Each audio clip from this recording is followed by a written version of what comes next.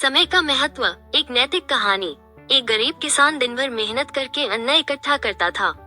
जब भी उसके पास थोड़ा अनाज इकट्ठा हो जाता, वो उसे एक पोटली थैली में बांध कर रख लेता ताकि भविष्य में काम आ सके।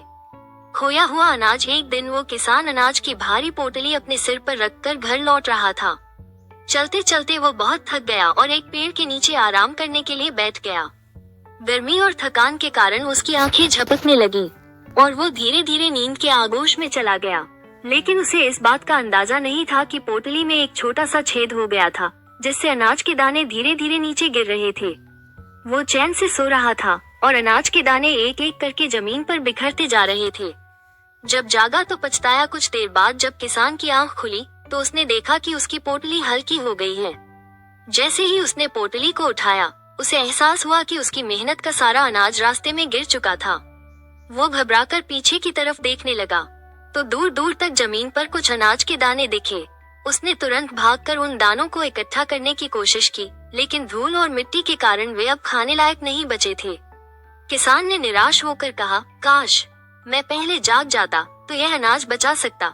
उसकी आंखों में आंसू आ गए।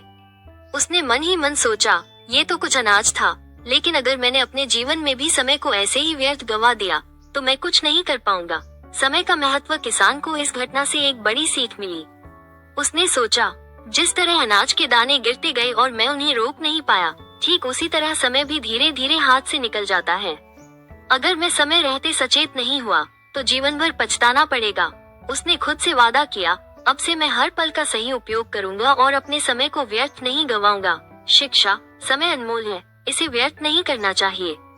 बीता हुआ समय कभी वापस नहीं आता, इसलिए हर पल का सही उपयोग करें। अगर हम जागरूक रहें तो अपने जीवन को सफल बना सकते हैं। जैसे अनाज बर्बाद हुआ, वैसे ही व्यर्थ समय भी जीवन की सबसे बड़ी हानि बन सकता है।